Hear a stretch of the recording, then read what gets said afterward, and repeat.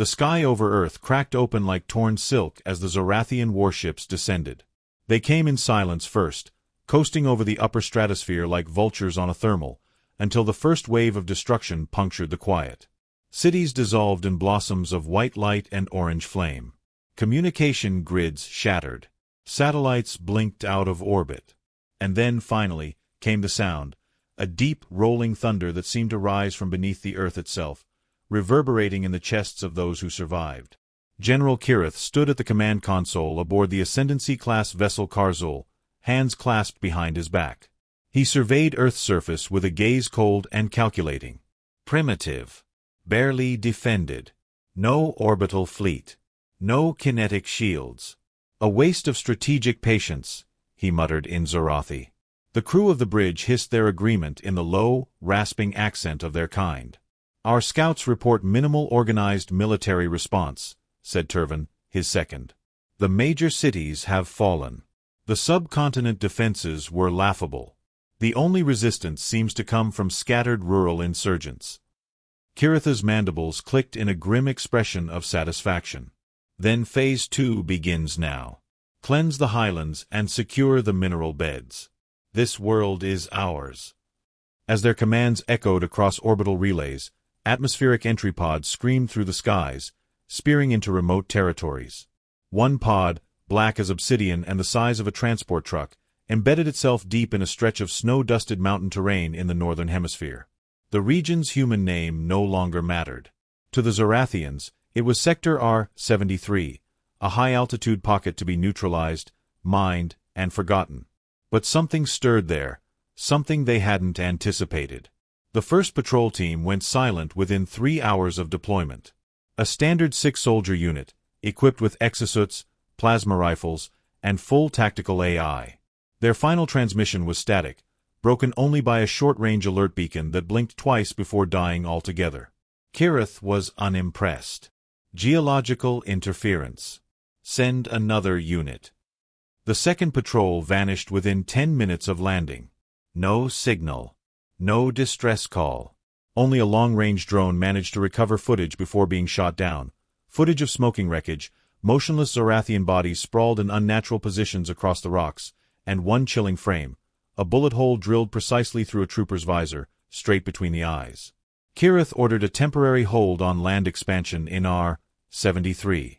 Perhaps the terrain is more unstable than the scans indicated, he reasoned aloud, unwilling to show hesitation before his subordinates. Aboard a stolen satellite link in a bunker carved into the mountains, Elena Voss watched the footage too. Her fingers hovered above the control pad, ready to trigger a decoy signal if necessary. But the alien surveillance drone went down just as expected, a controlled EMP burst frying its core before it could pinpoint her location. She exhaled quietly, more habit than relief. The rifle lay across her lap like an extension of her body, an old bolt-action piece that had once served her grandfather. Modified now, retrofitted with pieces of Zorathian tech scavenged from the dead, an energy stabilizer in the barrel, an adaptive scope fused from alien optics, and a neural reactive trigger she'd learned to control with little more than intention. Her bunker was half ice, half blood, and all necessity. She slept in short cycles, ate when she remembered, and moved with the shadows. The snow outside had become her camouflage, the cliffs her high ground. She had no command structure, no squad, no government. Earth's formal military had collapsed within days. What remained were fractured cells of fighters, untrained, unprepared, and outgunned. But Elena was something different. She didn't need orders. She didn't need a cause. She needed a target. When the Zorathians came, they didn't start with the military. They started with infrastructure, power grids, hospitals, transport. Civilians were collateral. Elena's sister had been in a civilian convoy when the first orbital railgun struck a highway overpass. The explosion made the news before the news stations were wiped off the grid. Elena never saw the footage. She saw the crater in person, 3 days later, boots crunching on still smoking asphalt. Now she lived up here, where the air was thin and the echoes carried for miles, with a single doctrine: one bullet, one invader. Her next shot came at dawn. The 3rd Patrol Unit arrived with caution, fanned out in a triangular formation. They used motion scanners and deployed aerial drones shaped like black beetles. Their leader, Lieutenant Harvick, barked orders in clipped bursts. Thermal sweep. Sector east to north. No exposure beyond 20 seconds. Minimal vocalization. Harvick was proud, like most Zorathians of his rank, but he was not reckless. He had studied human behavior before the invasion. He knew they could be erratic, vicious, even effective in guerrilla tactics. But he did not fear them. That changed when his left flank dissolved in a puff of pink mist. The shot echoed like thunder. 1 second, the trooper was signaling his drone to adjust its altitude. The next, the side of his head was gone. No trail. No warning. Harvick shouted for cover, but the terrain betrayed them. No clear lines of defense, just jagged stone and powdery snow. A second shot took out their medic as he ducked behind a boulder. This time, Harvick saw the impact. A fine hole punched through the left pauldron, just below the armor joint, right into the neck's vascular bundle. The alien gurgled as he collapsed, twitching. Harvick activated his personal shield. The remaining soldiers followed, dropping into triangular formation and scanning wildly. But the sniper was gone, or never visible in the first place. They retreated. Harvick had to leave 2 bodies behind. His report reached Kiritha's desk within the hour. "The humans have a weaponized anomaly," it read. "Precision unknown. Signature ballistic. Likely 1 subject. Recommend suppression protocols and orbital support." Kirith snorted. 1 primitive with a rifle. They send elites to die, and now they fear ghosts. But he authorized the Hunter caste deployment. They were called the Irix Thal, silent operatives bred for tracking, hunting, and extermination. Clad in adaptive camouflage armor, equipped with neurosensitive blades and disruptor pistols, they were the Zorathian equivalent of assassins. They spoke little, and when they did, it was often to whisper their own name before a kill. 3 were sent to the mountains. Elena watched their approach through the lens of her scope, far from the location they'd been sent to clear. She had predicted their route 2 days prior, leaving false trails, heat pads, and broken equipment for them to find. She knew they'd be cautious. Knew they'd expect resistance. What they didn't expect was the terrain itself to turn against them. The first Irix Thal stepped onto a snow patch concealing a pressure plate mine made from melted-down Zorathian armor. The blast took him up in a column of fire. The second moved to flank but caught a tripwire that released a cascade of rocks, pinning him and breaking his primary arm. The third survived. Just barely. He returned alone, limping and bleeding purple across the snow. Elena let him live. She wanted him to carry the message. It worked. Kiritha's tone changed. His orders were clipped, sharper. Cease expansion in Sector R-73 until further assessment. Deploy spectral drones and heat-sensitive crawlers. We will smoke this vermin from her cave. Elena wasn't in a cave. She had already moved, switching bunkers and relocating her traps. She knew the pulse of the mountains better than they did. These peaks had once been her training ground. Now they were her cathedral. She knelt in the snow, watching a Zorathian crawler spider over a ridge. It twitched, paused, and emitted a low scanning hum. She waited, counted to 4, then fired. The crawler exploded, and with it, the drone swarm it was leading. Back in orbit, Kirith studied the new footage. His subordinates no longer hissed with smugness. They stood silent. "She is 1," he said slowly. "Only 1." Turvin nodded. "Our algorithms have confirmed as much. The attack patterns, spacing, and trajectory all suggest a single entity." Kiritha's mandibles flared. 1. He turned to the War Council. "So far she has killed 24 trained soldiers, disabled 6 drones, destroyed 3 armored crawlers, and eliminated an elite unit. All without detection. All without capture." No one answered. "And yet, she is only human." Still, silence. "Then let her be studied. Tracked. If we cannot outgun her, we will outthink her. Let her feel hunted." But in the mountains, Elena was already moving again. She had watched the stars that night, dozens of tiny pinpricks beyond the blackness, where once the satellites had blinked back. She didn't look up much anymore. Most nights were too cold, too dangerous. But tonight, she let herself pause. She remembered the soft crunch of her sister's boots years ago, when they'd climbed this ridge for the first time together. She remembered laughing into the wind, the chill biting their cheeks, the sun melting on the horizon. Now it was only her.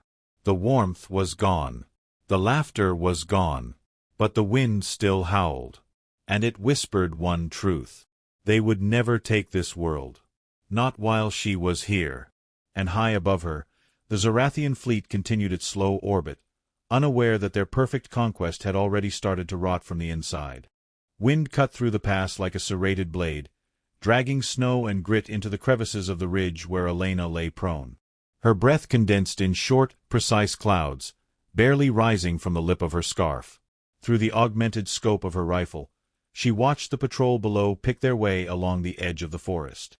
7 Zorathians, armored in iridescent plating, moved in fluid formation, disciplined, lethal, but not cautious enough.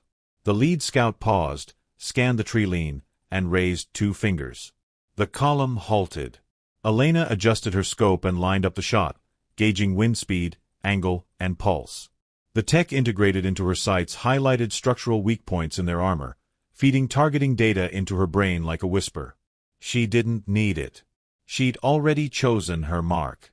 Her finger brushed the neural pad. The shot split the mountain air like a snapped cable. The lead scout collapsed before his team registered what had happened. His helmet sparked once, then went still.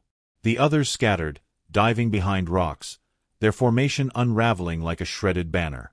Elena slid backward off the ridge, boots gliding across the snow in silence. No second shot. No need. She moved like smoke, vanishing before the echo of the bullet had faded. They would waste hours searching for her. She would be miles away. The mountains welcomed her return. Pines bent beneath the weight of frost. The high-altitude light turned every ice-crusted branch into a spear. She slipped through the trees, past hidden caches and carefully disguised traps. The terrain was her accomplice. Her memories mapped every bend, every crevice, every line of sight. By the time the Zorathians regrouped, she was already watching them from another peak. Their tech could track body heat, electromagnetic interference, even the vibrations of a heartbeat. But Elena had studied them, dismantled them, understood how they read the world. She had laced her gear with false signals, lined her clothing with conductive threads to mimic decoy patterns. Her very presence was a calculated illusion. And still, they called her a ghost. She returned to the bunker near dusk, its entrance shielded by a rockslide she'd engineered to fall decades ago. The interior was narrow, reinforced with scavenged steel and cold-packed snow. A single lantern glowed against the dark walls, casting long shadows. She shed her outer layers, unwrapped her scarf, and rubbed warmth back into her fingers. The rifle, as always, was the last thing she released. She placed it on the workbench and began maintenance, checking for carbon scoring, recalibrating the energy stabilizer, cleaning the scope. The rhythm was sacred. Her hands remembered before her mind caught up. Outside, the wind howled. Inside, her memories stirred. Once, this had been a hunting lodge. Before the war, before the sky had burned, Elena and her sister had come here to escape the weight of the world. They'd laughed over instant coffee and dried soup, argued about hiking routes, read old paperbacks in the quiet. Her sister had always favored the ones with happy endings. The irony now felt surgical. Elena closed her eyes and listened to the mountain. A low, tremulous vibration crawled through the floor. Distant motion, maybe a ship, maybe more crawlers. She marked the direction, noted the pattern. Nothing immediate. She would have time. She triggered the radio, low power, short range, encrypted. A frequency fuse still used. R73 secure. Third patrol neutralized. 2 confirmed, 1 probable. No civilian contact. The reply came an hour later, broken and brief. Copy. Southern Ridge compromised. Estimated withdrawal within 48. Watch for sky beacons. It was enough. The southern cells would need to shift, draw the Zorathians away from their caches. She made a note on her map, a sprawling web of hand-drawn ridgelines, marked with red slashes and circles. Her world, reduced to terrain and threat vectors. She ate in silence, a protein bar, a can of beans warmed on a makeshift coil. The flavor didn't matter. Fuel was fuel. Sleep came in pieces, shallow and defensive. By morning, new tracks had appeared in the snow. Not the heavy, precise gait of Zorathians. Smaller. Scattered. Human. She tracked them quickly. Bare boots, signs of panic, shallow impressions suggesting exhaustion or injury. The trail wound between pines and across a frozen stream. She found them huddled beneath a collapsed tree canopy, barely more than shapes under a tarp. A man, a woman, and a child no older than 8. Elena didn't approach right away. She watched from a distance, rifle ready, eyes scanning the perimeter. No immediate signs of pursuit. The adults stirred slowly, lips blue, limbs shaking. The child didn't move. They were refugees, what was left of a village purged weeks ago. Probably fled east, tried to find one of the old supply routes. The fact that they'd made it this far was a miracle. She stepped into the clearing. The man froze, body instinctively shielding the others. Elena didn't raise her rifle. She lowered her scarf. The woman's eyes widened. "Are you?" she began, voice hoarse. "No names," Elena said. "No talk. Move." They followed without question. Back at the bunker, she broke protocol. "Let them in. Let them eat. Let the girl sleep on her cot while she sat on the floor." The man offered thanks she didn't want. The woman wept in silence. Elena said nothing. Words were heavier than bullets. Harder to aim. By nightfall, a new problem loomed. Zorathian scouts were near. She could feel it in the way the wind shifted, how the crows had gone silent. The crawlers had stopped using sound. They were learning. She opened her weapon case. Not just the rifle now, but the suppressor pistol, the incendiary charges, the EMP darts. She handed the man a compact flare with coded timing. "If they breach, you run south. 2 clicks. Burn the flare at sunset." He nodded, clutching it like a lifeline. The attack came at dawn. 3 Zorathians. Not soldiers, trackers. Fast, lean, armor patterned to mimic the environment. Their entry was silent, their strategy surgical. Elena watched through the bunker's thermal scope as they flanked both sides. She moved first. A trip mine triggered beneath the leftmost invader. He screamed once, then nothing. The second charged through the perimeter, using the first as a distraction. Elena met him at the entrance, blade drawn. The fight was brutal. Zorathian blades were plasma-edged, humming with ionized current. Elena's was steel, but she moved with purpose, striking under the arm, across the jaw, behind the knee. He landed one blow, a shallow cut across her ribs, but it cost him his balance. Her second strike drove the blade through his throat. The third invader breached. She turned just as he fired. Her shoulder flared in pain, a grazing shot. The bullet spun her into the wall. He advanced. And then a sound she hadn't expected. The flare. The man had seen the third invader enter. Had understood. The blast of light distracted the alien for half a second. It was enough. Elena surged forward, tackled him into the wall, wrestled the disruptor pistol from his grip. She fired. Once. Twice. He didn't get up. The woman cried out. The child covered her ears. Elena breathed through the pain. Afterward, she knew she had to move. The bunker was compromised. Her shoulder was torn, vision blurred. She'd lost blood. The terrain would slow her now. But the others, those 3, they mattered. They had seen what she'd become, and still followed. She led them northeast, toward an old relay tower. Along the way, the man carried the girl. The woman carried supplies. Elena carried the burden of knowing she'd broken her pattern. Zorathian scanners would already be tracking the flare's signature. 3 days passed before she found a new shelter, an old communications facility buried into the rock face.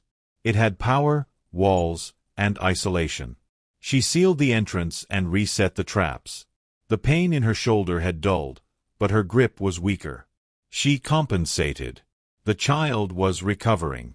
Her name, Elena eventually learned, was Mara. She liked to hum, always the same tune. It grated at first. Noise meant danger.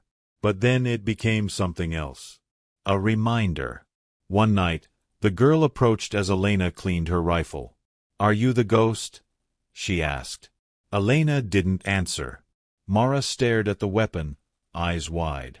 "They say you don't miss." Elena adjusted the scope. "Missing isn't an option. Can you teach me?" A beat passed. Then another. "Maybe," Elena said.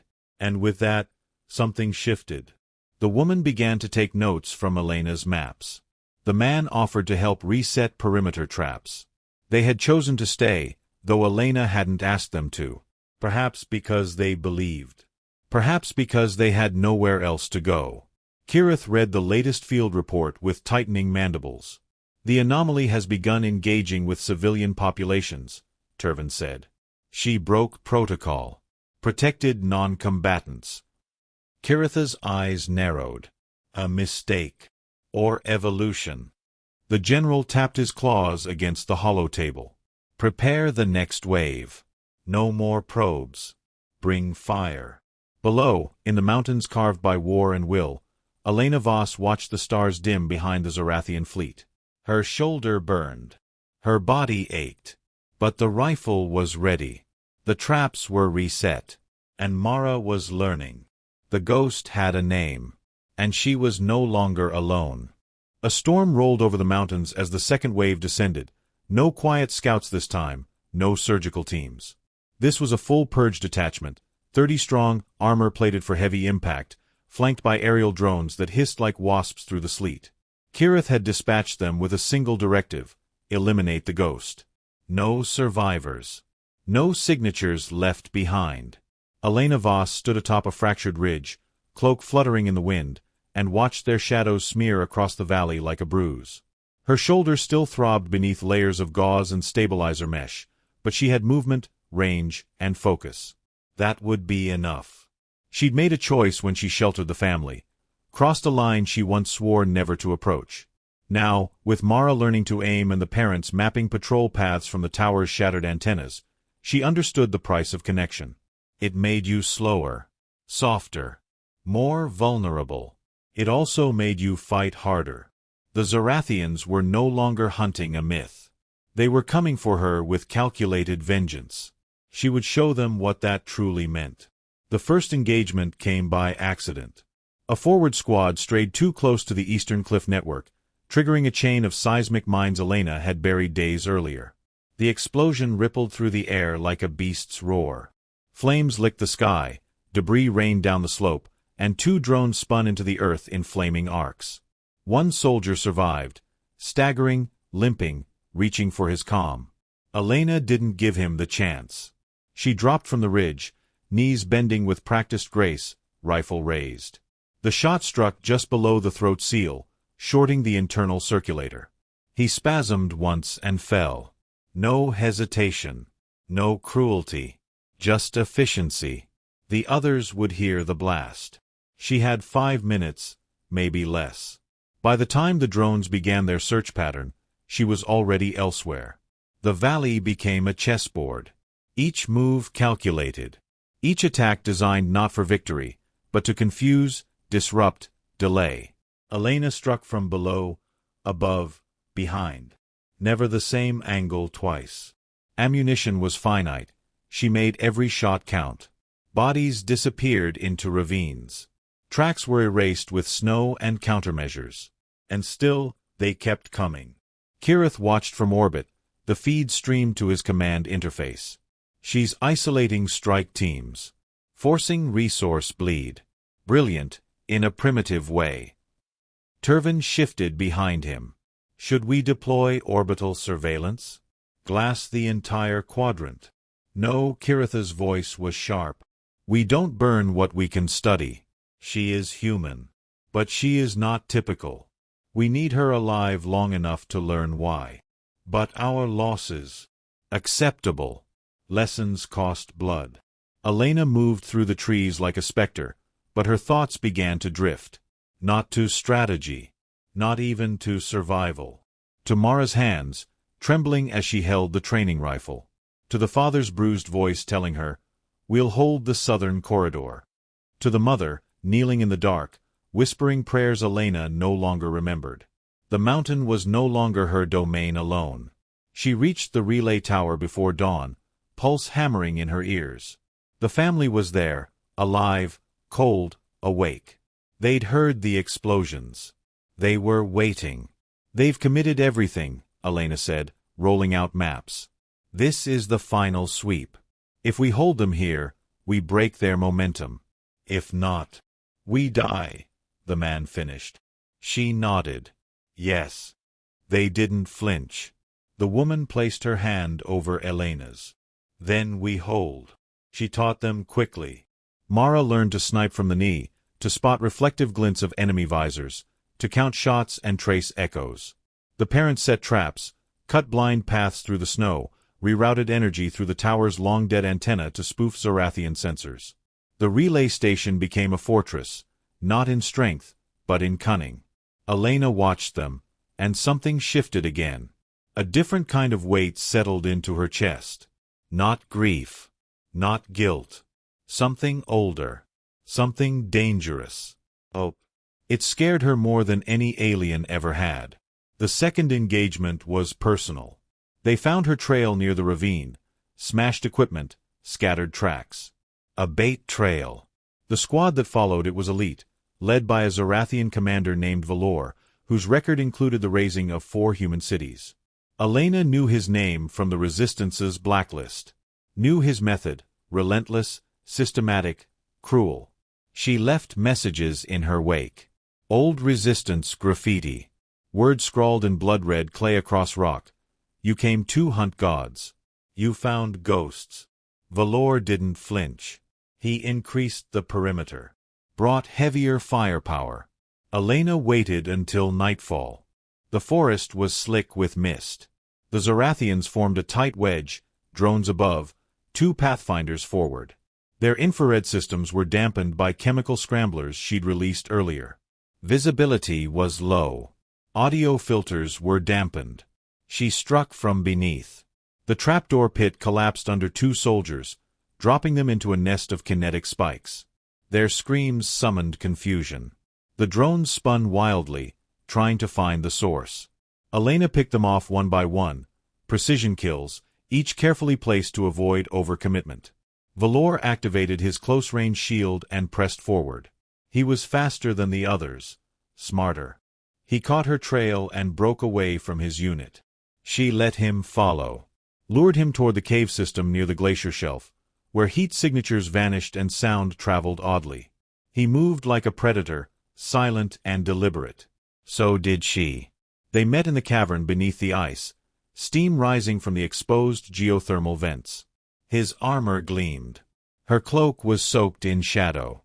"Voss," he said in accented English. "We studied you." "I'm not here to teach," she replied. "You could have fled. You should have." He lunged. The fight was brutal and fast. Elena's first shot deflected off his shield. Her second missed his exposed joint by half an inch. He closed the distance. They grappled, his strength overwhelming, but her positioning perfect. She twisted, broke his balance, sent them both crashing into the thermal pool. Boiling water scalded skin, hissed against metal. She lost her rifle. He drew a blade. Elena grabbed a pipe fragment from the wall, parried the strike, and drove it into his knee joint. His scream echoed like thunder. She didn't wait. She rose, retrieved her pistol, and shot him 3 times, once through the eye slit, once through the neck seam, once through the heart core. He fell without ceremony. Later, she found his communicator still active. "Valor neutralized," she transmitted. "Ghost is real. She is Legion." Then she crushed it underfoot. Back at the tower, The others had prepared the fallback plan, staged explosives, satellite triggers, deadman failsafes. Elena studied the final schematic. If the next wave breached the mountain line, they could collapse the canyon and bury the entry pass. It would buy weeks, maybe months. But they would have to stay to trigger it manually. "I'll do it," the woman said. "No," said her husband. "I'll do it," Mara whispered. Silence. Then Elena stepped forward. "No one dies today," she said. "I'll pull the trigger." The sky darkened as the final wave approached, heavily armored dropships, disintegration cannons mounted along their hulls. Troops poured out like floodwater, boots shaking the earth. They advanced in silence. A storm behind steel. Elena led the resistance from the front. They triggered the charges as the dropships touched down. Columns of fire ripped through the trees. Snipers fired from hidden nests. EMP arcs disabled drone clusters. Zorathians fell, regrouped, fell again. It wasn't enough. They kept coming. By the second hour, the tower was burning. By the third, the last fallback line had been breached. Elena lay beneath the shattered hull of a transport craft, blood soaking her side, breath ragged.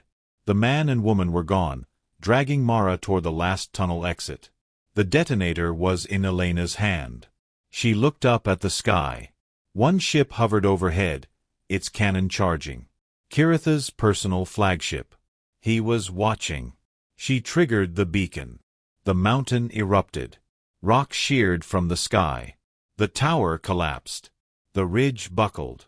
A wall of debris swallowed the enemy line, consumed it whole, buried it under centuries of earth. Kiritha's ship reeled, battered by shock waves. Systems shorted. Stabilizers screamed. For a moment, everything vanished in ash. When the smoke cleared, there was no signal. No ghost. Only silence.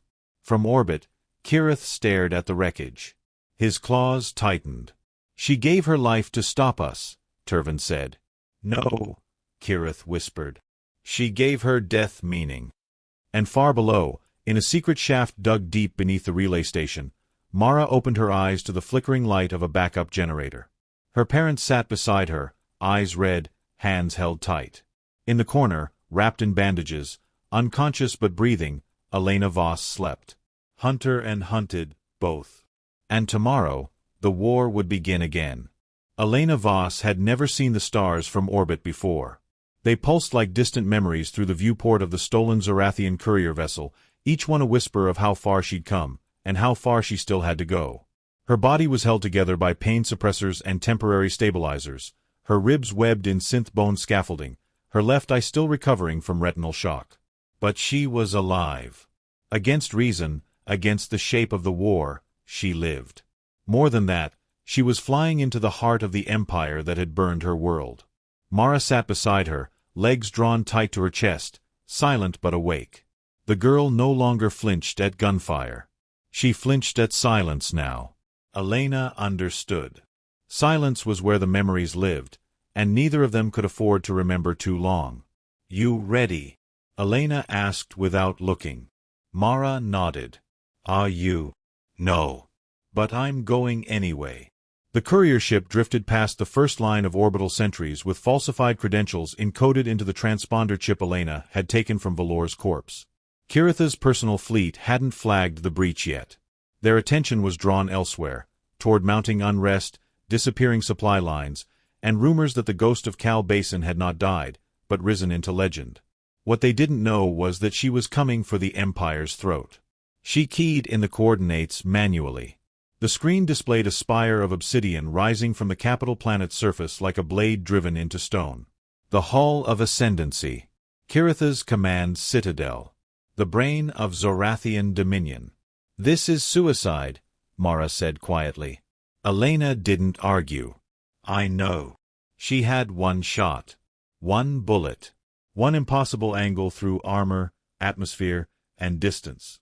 And if she missed, no, she wouldn't. She couldn't. The ship's AI began its descent pattern. Disguised as a high-priority delivery vessel, it was slotted into a maintenance lane usually reserved for elite diplomatic craft. She had 20 minutes from docking to disappearance. Every second after that, the odds of survival plummeted. As the planet's gravity clutched the ship and the clouds parted, Elena saw the capital for the first time. It was a city of light and order, nothing like Earth's scorched ruins. Skybridges laced between towers like threads of silk. Green gardens shimmered under domes of climate control. There were no sirens, no bunkers, no screams. It looked like peace. But she knew better. 1,000 conquered planets had bled to build this illusion. Elena landed the ship silently.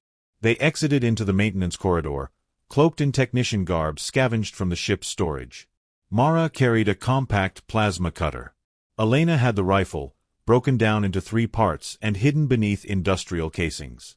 They passed the first checkpoint without trouble. Inside the tower, the ceilings were higher than any cathedral. Light poured from walls lined with responsive smart crystal. Drones buzzed overhead like birds. Soldiers stood at rigid attention, but no one looked twice at a pair of engineers with clearance. Kiritha's command platform sat at the pinnacle of the tower, suspended on anti-grav coils and surrounded by surveillance lenses. Getting close was impossible. So she wouldn't get close. She would aim from outside. She led Mara up 23 flights of service stairs. At the roof, an external maintenance hatch provided access to a scaffold of wind sensors and environmental regulators.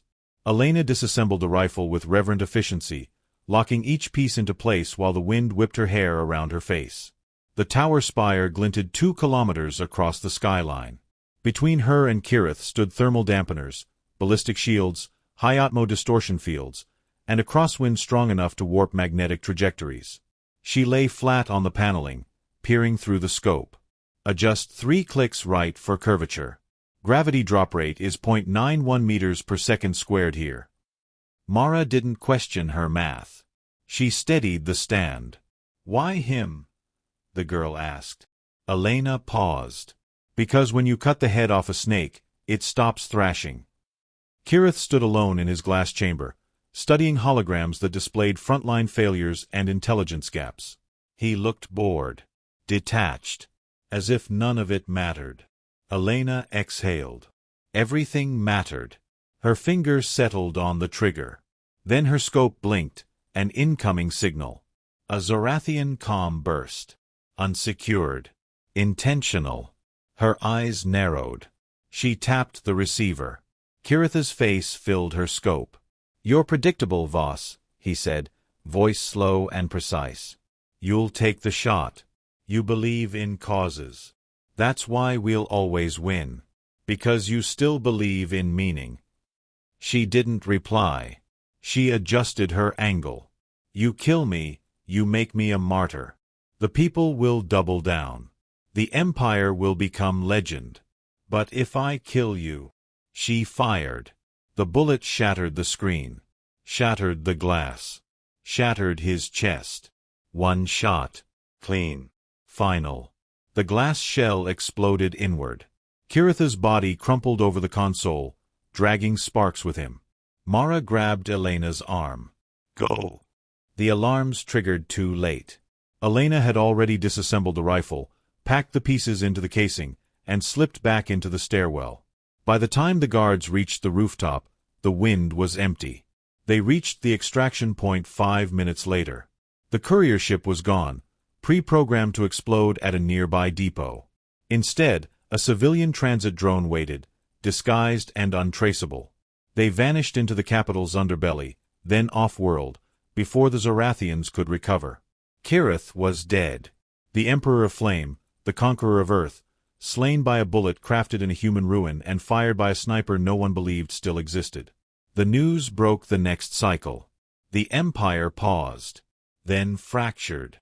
Across 1,000 systems, resistance cells struck in coordinated waves. Naval lieutenants defected. Supply lines collapsed. Colonies rebelled. The Zorathian fleet reeled without command. On Earth, fires were replaced by banners. Elena's name became both myth and mantra. But she didn't return home. Not yet. There was still work to do. Months later, in a subterranean vault on a half-dead moon, Elena stood before a new kind of council. Leaders from Earth's remaining free cities, underground resistance operatives, even defected Zorathian engineers. Mara stood beside her, taller now, sharper. They projected the Empire's fractured territory in the center of the chamber. "This is not the end," Elena said. "This is a beginning. We didn't win a war. We started one." "Morale is high," said a resistance tech. "But Kiritha's generals remain.